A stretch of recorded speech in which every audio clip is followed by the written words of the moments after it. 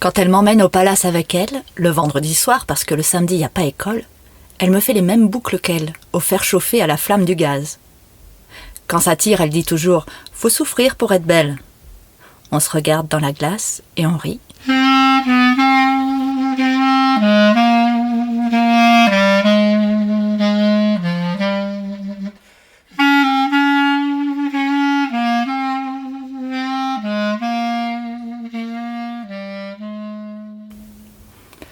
La revue Rue Saint-Ambroise et l'association Rue du Conservatoire vous proposent Mauvais genre de Catherine Collot. Lectrice Elsa Bosque, musique Charlie Nelson.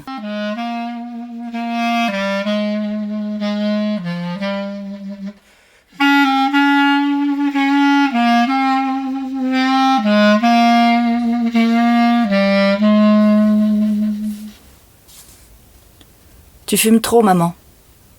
Elle tousse, légèrement affaissée sur la table, gratte d'un ongle nonchalant la vieille tache de la toile cirée, balance sa pantoufle marron au bout de son pied enflé et me sourit, le regard un peu las et triste. Je me lève, prends le cendrier, ouvre du pied la porte sous l'évier et vide les mégots dans la poubelle, referme d'un coup sec le robinet. Je crois bien qu'il goûte depuis 20 ans. En reposant le cendrier devant elle, je caresse doucement ses cheveux blancs et l'embrasse sur le front. Elle sent toujours la poudre de riz. « Merci, ma douce. » Et elle retient ma main dans les siennes. Je referme doucement son peignoir, me penche et renfile à son pied son pauvre chausson avachi. Brillante et argentée, fine et pointue, bordée de fourrure rose, que je les aimais, ces mules. Elles étaient pour moi la féminité incarnée, la séduction extrême, le comble du raffinement. Dès qu'elle rentrait à la maison, légèrement essoufflée de nos 6 étages, elle envoyait valser ses escarpins en disant « Oh, quelle journée !» et enfilait ses mules. Elle avait des pieds si mignons. Elle revenait du marché Saint-Pierre. « Regarde-moi ce coupon, tu vas voir ce que je vais en faire. » Rapportait un rable de lapin. « Aux petits oignons, il va nous faire 3 jours. » Et elle riait, riait. Du bus pris sans ticket, de ses essais de parfum au bon marché, de tout, de la vie. Elle venait parfois me chercher à l'école, mais pas trop. Je sais bien que j'ai mauvais genre. Elle voulait que je fasse des études. Moi, j'aimais son genre. Je ne le trouvais pas mauvais. J'avais la maman la plus gaie de la terre. Je l'adorais. Je l'ai aidée à se coucher, me suis allongée près d'elle sous les draps.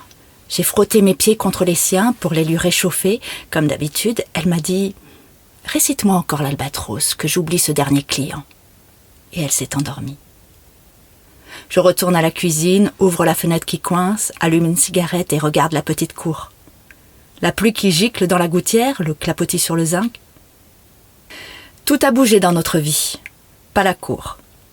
Les vieux pots, de maigres plantes qu'on oublie d'arroser, un ray de soleil entre 16 et 18 heures au printemps, des fientes de pigeons sur le sol pavé et les rebords des fenêtres.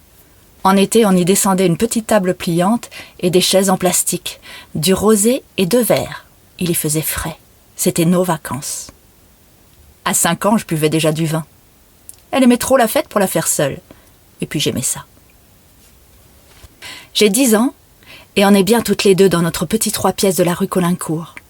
J'ai fini mes devoirs. Maman se penche sur mon cahier, ses mèches folles caressent les pages. On vous en apprend des choses. Elle allume la TSF. J'aime ce bruit quand elle tourne le bouton. Et cherche les grandes ondes. Piaf, Maurice Chevalier. Et dit comme tous les soirs, un petit repos avant le boulot. Maman est dame vestiaire au Music Hall Palace de la rue Fontaine, à 200 mètres du Moulin Rouge. Un peu moins classieux, mais chic quand même. Elle commence à 20h et finit à pas d'heure, parfois même un peu plus tard. On prend d'abord l'apéritif, toujours. Elle pose son pied nu sur une chaise devant elle et, penchée, la cigarette à la bouche et l'œil plissé, applique son vernis rouge. Elle se redresse, ce qu'il fait chaud, et agite les 2 pans de son déshabillé en nylon façon soie. J'aime la regarder. Elle est belle. Elle fait toute seule son indéfrisable et sa couleur. Quand elle m'emmène au palace avec elle, le vendredi soir, parce que le samedi, il n'y a pas école, elle me fait les mêmes boucles qu'elle, au fer chauffer à la flamme du gaz. Quand ça tire, elle dit toujours « Faut souffrir pour être belle ». On se regarde dans la glace, et on rit. J'aime ça, le vestiaire du palace. Et surtout le comptoir en bois juponné de velours brun avec la petite tablette à droite qui se soulève pour nous laisser passer. Une fois rabaissé, on est dans notre cabane, je joue à la marchande. Le vestiaire est juste sur le côté en entrant dans le hall, après la grande porte noire et brillante au-dessus de laquelle clignotent les grandes lettres rouges « Music Hall Palace ». Tout est rouge au palace. De la moquette bouclée au drapé des plafonds, des nappes aux abat-jours en papier plissé, des divans rococo aux grands rideaux carmin de la scène. Et quand c'est l'ouverture, que les centaines de boules à facettes s'allument, on dirait que la salle saigne. C'est magique. Il pleut à verse ce soir. Des trombes, rouspètent les spectateurs en se bousculant à l'entrée. Ils agitent et replient leurs parapluies, nous les tendent pour qu'on y attache l'étiquette, note les numéros dans le cahier, me rappelle maman dans son uniforme, tailleur bleu marine cintré à la taille, bas à couture et escarpin vernis. Ça sent la laine mouillée, le parfum, le tabac et le bitume de la rue. J'aime le poil de chameau beige qui retient les gouttes et l'astracan luisant de pluie dans lequel j'ai envie d'enfouir le nez. Le cintre, l'étiquette et son élastique, la grande penderie au fond, et puis le ticket qu'on détache du carnet à souche. Le 24 pour vous, monsieur, et le 25 pour madame. Ne les perdez pas, surtout. Avec toujours le sourire gracieux que maman m'a appris à faire devant le miroir du cabinet de toilette. Il y a les habitués qui l'appellent Suzy, alors qu'elle s'appelle Raymonde, qui me disent « Mais t'en finis pas de grandir, toi !» et qui, en partant, laissent une pièce dans la petite corbeille. Maman appelle ça du beurre pour les épinards, alors qu'elle ne met jamais de beurre dans les épinards, mais une béchamel délicieuse. Certains hommes viennent en couple. « Tu penses bien que c'est pas leur femme ?» m'a dit un jour maman. Mais je ne dois pas bien penser parce que je n'ai pas compris pourquoi. Ces soirs-là, c'est un billet qu'ils posent dans la corbeille. On ne doit pas quitter le vestiaire de la soirée. Mais quand tout s'éteint, quand on est dans le noir, qu'on ne voit pas le public mais qu'on le sent, qu'on entend les bouchons de champagne qui sautent et les femmes qui commencent à glousser, on se penche en avant sur le comptoir pour regarder le spectacle. On ne voit pas tout parce qu'il y a 2 poteaux qui bouchent un peu la scène. La batterie gronde, enfle, l'orchestre attaque, tempo scandé, de plus en plus rapide. Lentement, le lourd rideau s'ouvre et les décors apparaissent, disparaissent, comme s'ils glissaient sur l'eau. Sous leurs immenses éventails de plumes d'autruche qui bruissent et qui froufroutent, les girls aux seins nus, aux cache-tétons dorés, attaquent les French cancans endiablés. Les corps en sueur scintillent sous les paillettes et les parures de strass.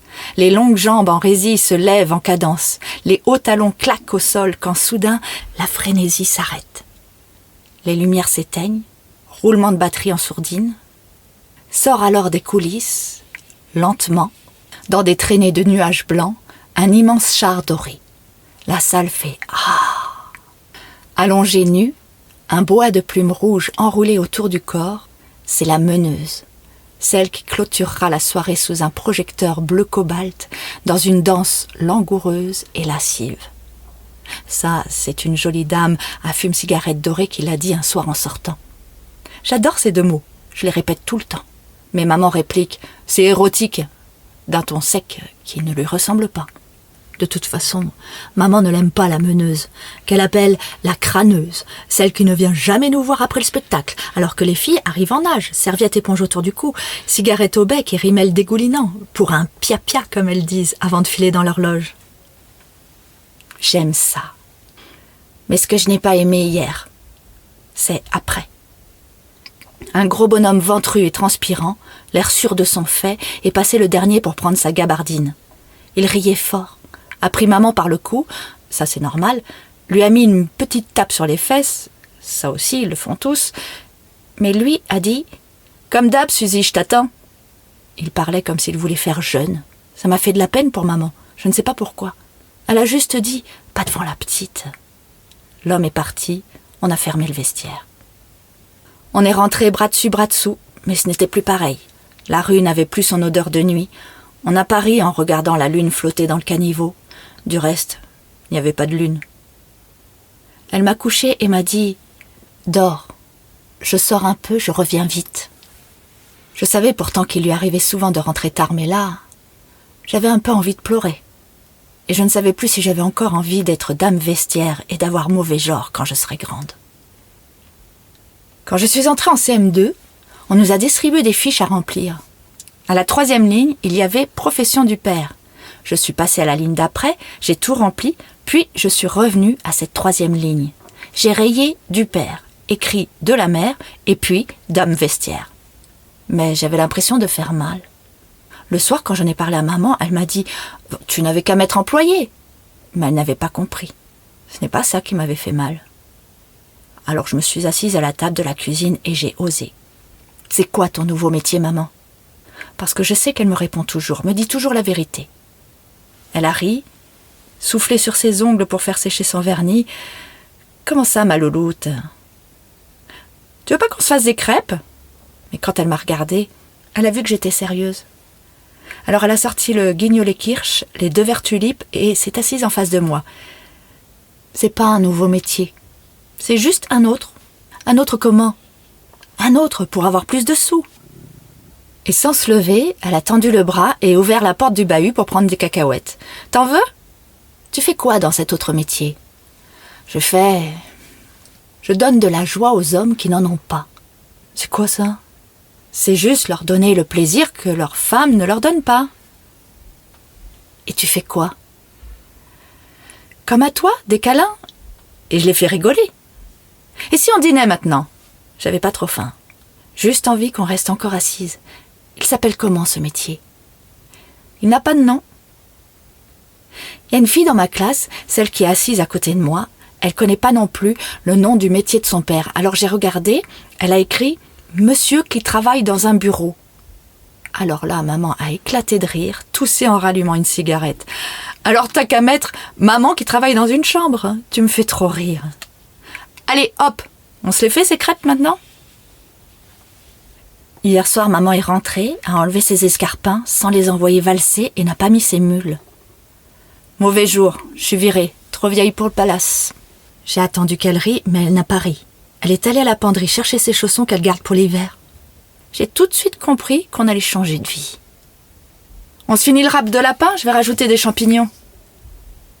Je crois bien que c'est le premier soir où on n'a pas pris l'apéritif. Elle a quand même allumé la radio, touillé le plat dans la cocotte en chantonnant La vie en rose. Mais quand elle a levé les yeux et vu ma tête, elle a posé la cuillère en bois en équilibre sur la gazinière et elle s'est précipitée vers moi. « Oh, ma louloute, sois pas triste !» Elle m'a serrée, embrassée, a pris mon visage entre ses mains. « T'en fais pas, elle a de la ressource, ta mère. Et pour commencer, va vite t'habiller pendant que je me remaquille. J'éteins le feu, on va se faire un bon gueuleton chez Chartier. »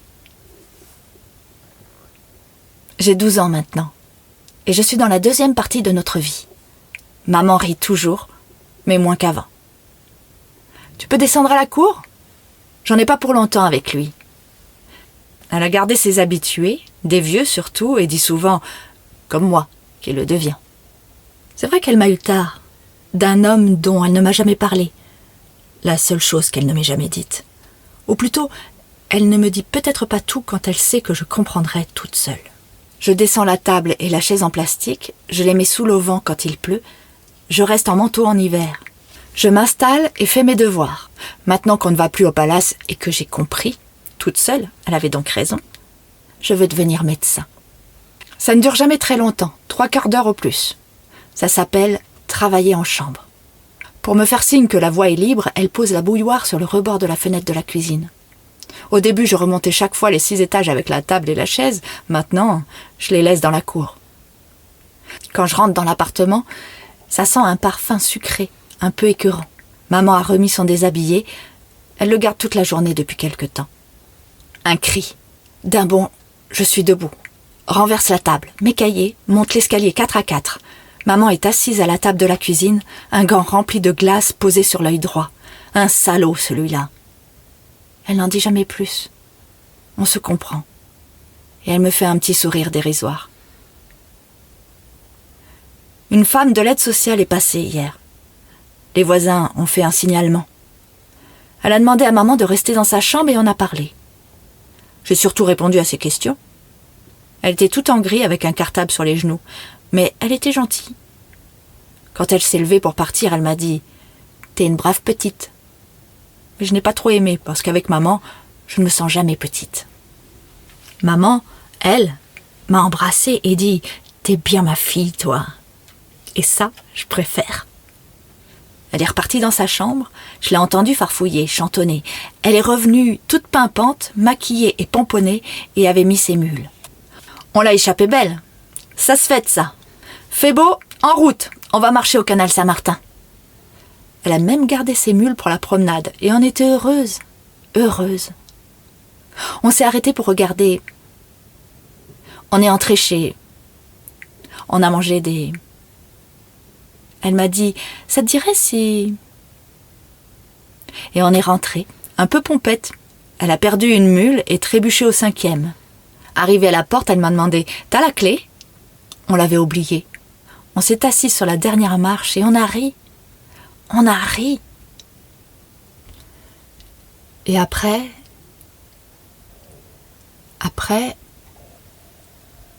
rien. Parce qu'après elle, je n'ai jamais trouvé avec qui je pourrais rire, faire la fête, aimer la vie. Une fois qui était juste gentille. Une autre fois qui s'appelait Suzy. Oui, peut-être. Mais jamais personne avec ce délicieux mauvais genre.